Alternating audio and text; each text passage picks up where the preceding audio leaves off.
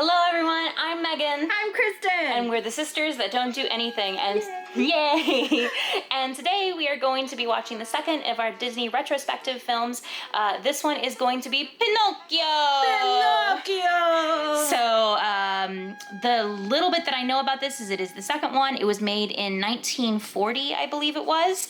It's also a Disney animated feature because there are going to be some on this list that are live action, but this one is a Disney animated. And I know that Pinocchio has always irritated me as a character.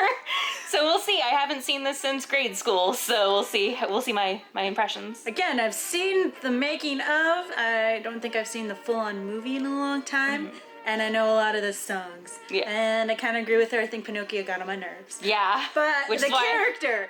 But we'll see. It's why I think we haven't watched it in forever. So yes. We'll see if our opinions have changed or not, and we'll watch the movie and see in a bit. Bye! Hello everyone, I'm still Megan. I am Kristen. And we just finished Pinocchio! First thoughts, I did not enjoy it as much as I enjoyed the rewatching of Snow White. It was beautifully done. Yes. Like always, it's Disney, especially early Disney. It's just... Well, okay, let's talk about the good points. Uh-huh. So, it had a lot of background detail that was gorgeous because, you know, Geppetto is a wood carver. And so, throughout the entire background, you've got tiny little embellishments all over everything. Figaro's bed had mice crawling up the back of it, and it had a Figaro's the cat, in case all of you don't know. But it had like an angel cat on top of it, and I mean every single clock was different. So let's really quickly talk about the cuckoo clocks. Some of them I don't know if you'd be able to get away with in this modern age. One was a turkey with its neck being almost chopped off. Another was a canary getting shot. And then the final one was a kid getting spanked because he had jam or something. And just repeatedly getting spanked. So many. It was a lot. That was also the moment where we realized that Geppetto was a little bit of an idiot because there's like 40 clocks on his wall. So they're all going off at 9 p.m. same time, and it all says 9 p.m. And he goes, huh, I wonder what time it is. And he pulls out a pocket watch. You're just like, okay, Geppetto, look. So that was a pretty good point. I really enjoyed Honest John and Gideon more than I thought I would, more than I remembered. Honest John is the fox, and Gideon is the cat that twice tricked Pinocchio. I remembered them being the ones to trick Pinocchio the first time, selling him off to Stromboli. Pinocchio is a day old, as Kristen kept pointing out through the movie. He's 1 day old. I mean, technically, but maybe not. The timeline in this movie makes no sense. No, because when he was going with the first one, remember, he's like, you're going through school tomorrow, and Pinocchio has never been to school. Yeah, I guess. They kidnapped him on his first day. He was 1 day old. Yeah, so like... Even only a couple hours, because we don't know how long he's been up. Yeah, because he goes off with them to go to Stromboli's, and that was kind of his choice. And then the Blue Fairy comes and rescues him, and he and Jiminy Cricket are like, okay, I'm going to school tomorrow, let's go home. And then Honest John and Gideon find him again, and... After talking to the creepiest... the coachman. Creepiest man. We'll get to the coachman in a minute. Go on. Let's continue on with Honest John, though, because Honest John and Gideon find Pinocchio again. And they've talked to this guy named the coachman who wants to take boys. We think he's a demon, but we'll get to him. But he wants children, boys specifically. So Honest John and Gideon go, and they happen across Pinocchio again, and Honest John is once again able to kind of convince Pinocchio to go with him to Pleasure Island. But not really, because they basically pick him up and then just like and dance off with him. So you're like, I mean, technically, they kidnapped him that time. Also, okay, Jiminy, just stay on Pinocchio's shoulder or in his hat. Because every time he leaves Pinocchio, even for like a second or two, Pinocchio gets kidnapped. Yeah. Well, and that was the thing, was Jiminy's constantly getting irritated with Pinocchio in this because Pinocchio's not listening to him. But 1 or 2 times Pinocchio does when Jiminy's there in those moments. But I think it was only one crucial moment, the very first time, when Gideon and Honest John take Pinocchio to see Stromboli. Jiminy says, you shouldn't do this, and Pinocchio does it anyway.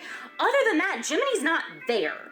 Jiminy just kind of goes and then gets mad when he shows back up and is like, Pinocchio, you should do this thing. And Pinocchio's like, nah, I ain't gonna do that. So, like, when he's on Pleasure Island, I think Pinocchio was trying to listen to Jiminy when he first showed up, but Jiminy got angry and was like, well, you guys can do whatever you want then. You clearly don't need me. And I'm like, clearly Pinocchio is listening to you, especially because he's like, well, come back, Jiminy. Because I'm sorry. He's like, what, this day? Maybe 2 days old? Still a day old? Well, in the book, they've been on Pleasure Island for 5 days. Okay. So, I'm gonna go with that strictly because continuing on with the film, after Pinocchio gets off of Pleasure Island and goes back to find Geppetto, they get to the house and it's completely covered in dust and cobwebs, and that's not something that's going to happen within a day. So you've got to, and Geppetto talks about when they finally find him, they find him in Monstaro.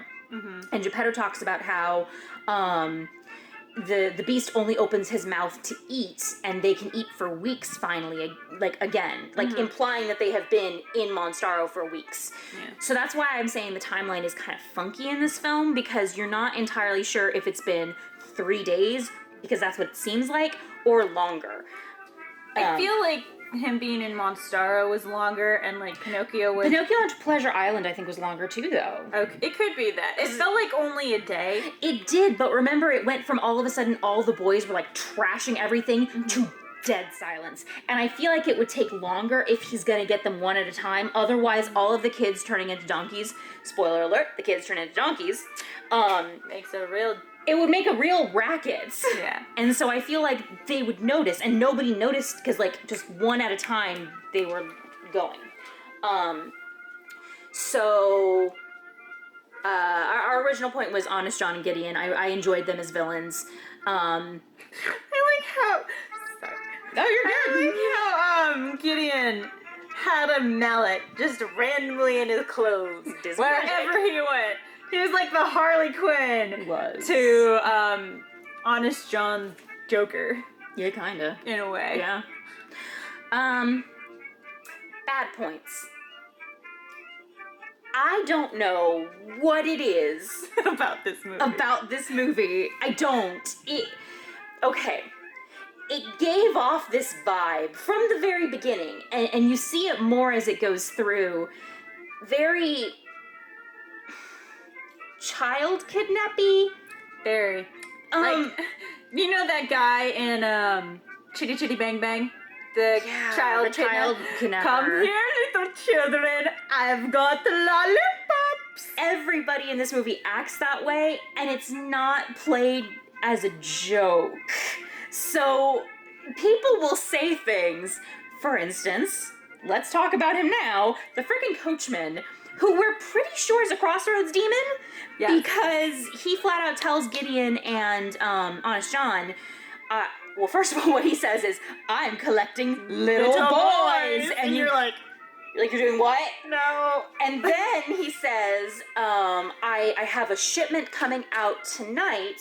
Meet me at the Crossroads. So you're like, okay, that's a demon. Yes. That is 1,000% a demon. And he also is like, oh yeah, and then right after he's like, meet me at the Crossroads. They're like, what do you want them for? Why specifically boys? Because they were worried that they would get in trouble if the boys came back.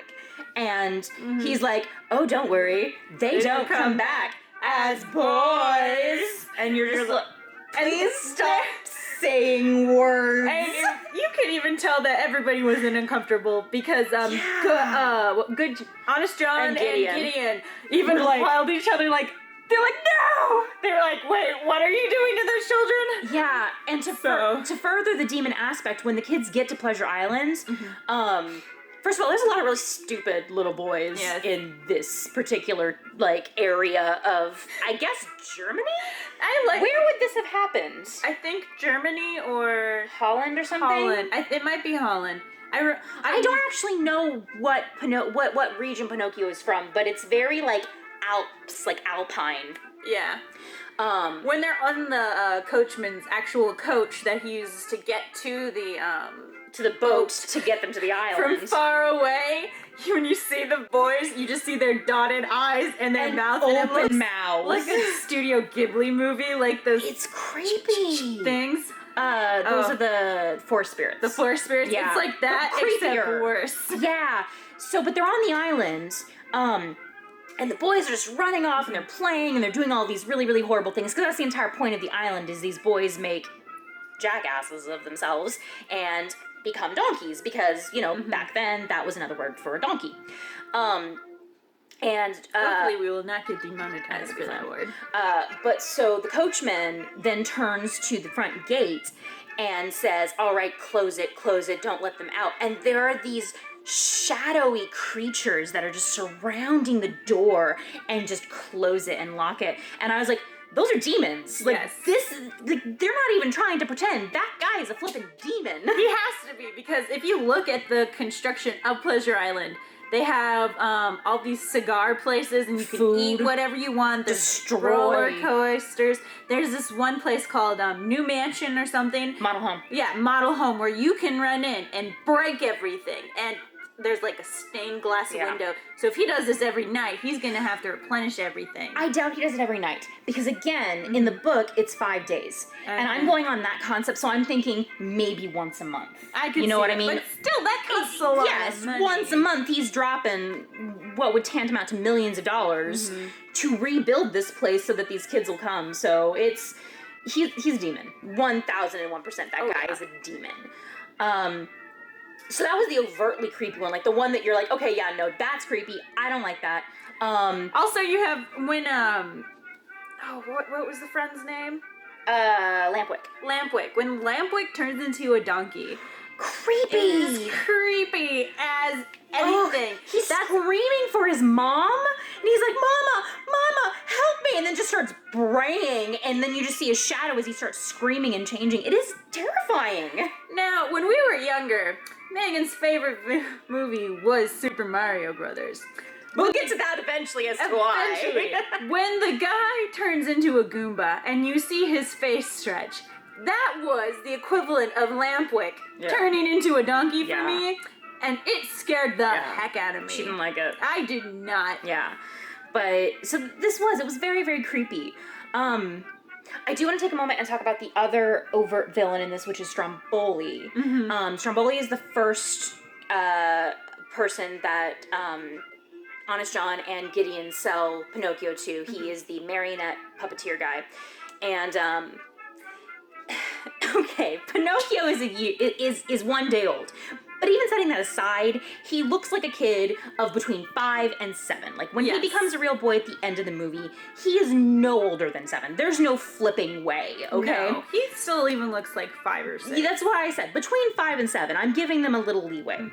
So, and again, he's a puppet, but Stromboli... Yeah, Lampwick looked like 13. Yeah, Lampwick looked a lot older. But so Stromboli, he purchased Pinocchio, we assume, from Honest John and Gideon, because Pinocchio is going to be an actor. And we don't see any of this. We cut from Pinocchio skipping off with Honest John and Gideon to him then going to be on stage for Stromboli. So, like, he's apparently been practicing all day. And it took Jiminy a long time to get there. Yeah, it really did. Jiminy, like, left him on the road, and then all of a sudden, hours later, comes across the theater. Also, Jiminy gives up on Pinocchio a lot. Because when he finally gets to the theater and he sees Pinocchio earning all this money and whatnot, he's like, I guess Pinocchio doesn't need me after all. Well, and that's after he says, make a fool out of yourself and see if you need me. And then he goes, oh, I guess you don't. So that's 2 separate versions of him giving up on Pinocchio, and he still does. He does that quite a lot. Yeah, like, for the fact that he's supposed to be Pinocchio's conscience, like, I think the entire thing is Jiminy is supposed to be learning something too in this. But back to Stromboli. So Stromboli has this show, and Pinocchio sings the song, I've got no strings to hold me down. And then he has, like, 3 separate female puppets making overtly sexual jokes towards this 5 to 7-year-old puppet. But still, this movie is geared towards kids. And then, he earns all the money. Which, by the way, Stromboli is a massive Italian stereotype. I would like to put that out there. Like, he's got these giant lips, and he just starts screaming in Italian every once in a while. Also, if you look at his animation versus Pinocchio's, Stromboli reminded me a lot more of the Don Bluth kind of style. Yeah. When he was laughing and kind of jiggling a little bit. It was interesting to see because I don't know if Don Bluth worked on this or not. I think this was way before his time. Yeah, I was gonna say, Don Bluth did do a few things for Disney originally, yes? Yeah, he did Fox and the Hound, I believe. Fox and the Hound was like 50? Something like that. He was later on, I know. Yeah. Because this was 1940. So it makes me wonder, we should look up who Stromboli was animated by, because that's probably where he learned that. Mm-hmm. Oh, also, one of my favorite animation authors, if you guys are wondering, I think it's called Animation Creation. I will insert the name here, but Preston Blair worked on this movie. Mm-hmm. And it is a beautifully animated movie. Yes. I need to stress that because I have a lot of criticisms for this film and honestly did not enjoy it. I enjoyed it more than I thought I would because Pinocchio really grated on my nerves growing up. Like, a lot. I did not like him as a character. I was like, eh. I think the most time I was okay with the movie. I liked how it looked and whatnot. I didn't really care about Pinocchio. It was when we were playing Kingdom Hearts, the first one, when you're stuck in Monstro. And you just want to... You're like, Pinocchio, stop! Just stop running! And then it's like, oh, he's just playing with Riku. And I'm like, well, now I hate Riku. I know, and it just took forever. Yeah. Back to Stromboli. Yes. Stromboli. Okay, so he takes Pinocchio into his little cart or whatever, and he's telling Pinocchio that he's gonna be this big star, and Stromboli gives him this, like, fake coin, and Pinocchio's all excited, and he's like, I'm gonna go home, and Stromboli starts laughing, and essentially kidnaps Pinocchio and shoves him in a cage, and says that if he doesn't do what Stromboli wants him to do, he's gonna chop him up and make firewood out of him. Which, again, okay, it's a puppet, but... it's still technically a 5 to 7 year old boy. So, yeah. like, also Stromboli, let me see, Stromboli, Geppetto, Jiminy, a good number of people in this movie made butt jokes. Like, a lot of them. For a 1940s children's animated movie, there was a lot of sexual innuendos. Even by Jiminy, who was constantly chasing after little wooden cuckoo clock girls. All the time. All that. He keeps, like, flirting with people and being like, oh, maybe we should step outside. And you're like, whoa. And, okay. So, Geppetto, I don't know what it is. It is only me, because you didn't have this problem. I was just like, he's just there. The very beginning of this movie, when Geppetto first makes Pinocchio and then is dancing with him, he sings a song called My Little Wooden Head. There was something about Geppetto that creeped me out. It felt very creepy uncle to me. Like if I was little... and my mom took me into the shop, I don't think she would leave me alone in this shop, is what I'm gonna say, because he creeped me out. Now, this wasn't a problem by the end of the film. Mm-hmm. I don't know what happened, but from the beginning up until Pleasure Island, I would say, at the end of Pleasure Island, when Pinocchio and Jiminy escape, up until then, this entire movie made me very uncomfortable. And I don't completely know why, other than the fact that it just felt like everything was hitting on this little 7-year-old boy. Like, everything! And it felt more kidnapping. Skeezed me out. Yeah, it felt more kidnapping to me. I think the one that really made me feel was the coachman. Yeah. Pleasure Island. You're like, meh. But, like, everything kind of sort of did, though, you know? There was that air of seediness around what everybody said, and I was like, this was made in the 1940s. It's a puppet movie. Comparisons to the book, real quick, because I had to look it up as we were watching it. I had to take a moment to be not in that world for a minute. The book's a lot darker, in case any of y'all want to know and you want to read it. It's The Adventures of Pinocchio, so he actually goes through a lot more. Gideon and Honest John actually hang Pinocchio at one point to try and rob him, and of course it doesn't work because he doesn't breathe. And then at another point when he's on Pleasure Island, the coachman sells him to a drum maker, and the drum maker wants his donkey skin, so he drowns Pinocchio to try and get the donkey skin. And when he pulls Pinocchio back up, he's just the wooden marionette. And the coachman's really confused. Why did this happen? And Pinocchio says, oh yeah, the fish down there ate my donkey skin. And you go, okay, please back up. And what? The Blue Fairy nearly dies like 3 times in the book. And apparently Jiminy Cricket gets squished. Yeah. So, a lot darker. For the fairy tales tend to be. I know, but for the fact that this made me so uncomfortable, the book doesn't. Murder's fine, but everything it was just skeezy. Kidnapping and whatnot. Yeah. Okay, so the Blue Fairy. Oh yeah, talk about your animation thing with the Blue Fairy, because I don't know much about it and you do. So she looked more I don't know if anybody knows. So the Blue Fairy looked more rotoscope to me than any of the other characters. Rotoscope is when you draw when a person acting. So if I'm acting like this, and you draw directly on top of the person to make them into an animated feature. Now, it looks very kind of odd. You said choppy, right? Kind of choppy. So the Blue Fairy, compared to when Pinocchio was moving and whatnot, and sometimes Geppetto, when he was walking through the rain looking for Pinocchio, and that one, that scene where... the trope that she loves! Oh, the trope. So there's... Really quickly, another thing off topic is I hate it when people are so close together. So you if they don't see each other. Like yes, they pass by each other. Geppetto's walking forward, and the cart where Stromboli and Pinocchio's in the cart go past him and whatnot. And this happened in American Tail, and I hate this trope because you're like it's so darn close to each other. It happens a lot. It happens a lot. It's why it's a trope. It's such a trope, and I just was like, least favorite trope. Anyway, but the Blue Fairy looked a lot. She was rotoscoped more than Pinocchio, and this was the kind of first time I noticed it, because you can see in the way that she's talking, she looks like a real lady talking, instead of like a more animated character with more fluid movements. Yeah. I will say the one thing I noticed about the Blue Fairy versus everybody else in the cast is how soft she was. Like the lines around her were very, very soft and kind of mystical looking, and I don't know if that's done because of the rotoscoping, or if that was just another design choice that they did, but everyone else was very hard lines, and she was super, super soft, so it made her look more like, of course that's a fairy, like what else would that be? So yeah, that's neat. Yeah. There was really no death unless you count all of the boys from Pleasure Island. Yeah, they never went back for those kids.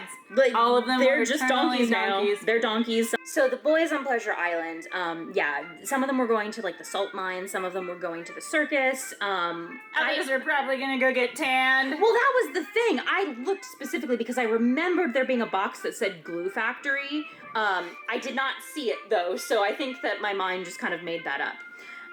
So there really, other than those boys, there really wasn't a death in this film. Monstaro could have died. You never really see him afterwards. I thought Figaro and Cleo, the fish, died because when Geppetto and Pinocchio were pedaling away from him, they're not didn't on the raft see them anymore. You're like, oh, okay, they're dead. Oh, also, don't pet your fish. Oh, yeah. Yeah, there's... Your pet fish, don't pet them. Don't because... pet your fish. Oh, yeah, so your, I didn't know this. Your hands actually have, different types of oils and, chemicals that we give off naturally, and it's fine.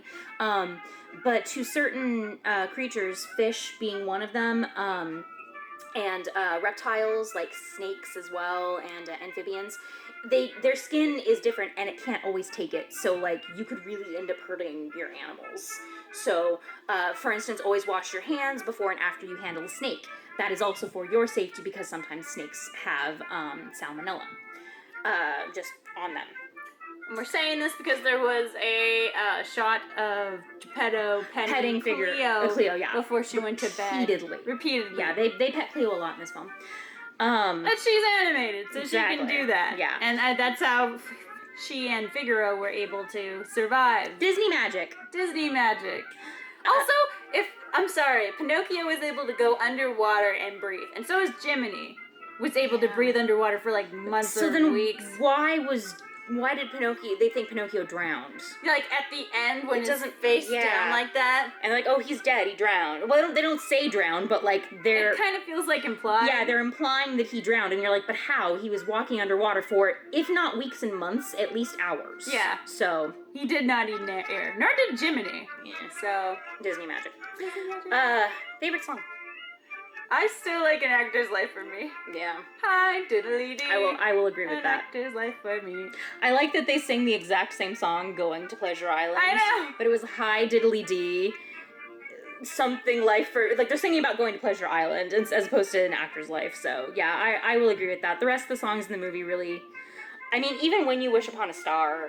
I do like When You Wish Upon a Star. It's classic, okay. But I don't think of Pinocchio when I think of it. I just think of Disney. Yeah. I do also like I Have No Strings, but only because of the Marvel movies that came out. And then what's his face sang it really slowly.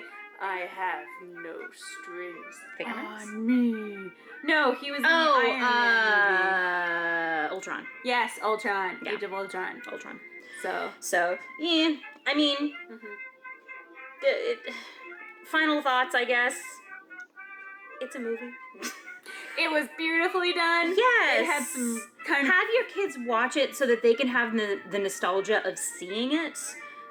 Have them watch it maybe before they're 10. Because I think 10... Before they have the talk with their family. Because 10 and after, it's not even just that. Like, 10 and after, I really think the kids are going to find it boring. Yeah. I think they're going to find it annoying. And then as you get older, you're just, in my personal opinion, going to find it creepy for other reasons. I do know some people that really, really enjoy this film, so it might just be, just one of those things. I'm not a fan. I'm really not. Out of 10, which we didn't do for Snow White necessarily, but out of 10, I'd probably give it like a 4, personally. I didn't hate it, but it kind of is, it's beautiful, but it's nothing to me. I didn't realize we were doing a rating system, so I'm not quite sure what I Well, would give no, it. that's just the best way that I can describe how I feel about this film, is to say I would give it a 4 out of 10, because I just, So... Also, fan theory of mine, I think the Blue Fairy is also the lady that bewitched the Beast in Beauty and the Beast. Well, she's also Evangeline. Yes. Right? Because Evangeline is the second star to the right. In The Princess and the Frog. In The Princess and the Frog, yeah. So she's Evangeline. She is, like, you head towards her when you want to go to Neverland. Mm-hmm. She is the one who cursed the Beast, if you're not going by the book theory that it was Belle's mom. That could have been an interesting thing, but all they said it was an enchantress. Yeah. And she had long blonde hair and a green outfit. Disney really enjoys having their blondes be magical. It's true. So, anyway, yeah, so that was Pinocchio. Pinocchio! The next film we will be doing next week will be Fantasia. Woo! Which I'm very excited about because I really liked Fantasia and I have not seen it since high school. Yes, I'm excited. There were quite a few skits that I loved, yes. And then a couple that I found there's a couple I don't remember. Terrifying. Yeah. She doesn't remember the dinosaur one. I don't. There's a lot that I don't remember about this film. So it'll be really fun. I'm very excited about it. Yay! So thank you for joining us this week, and we'll see you next time. Bye!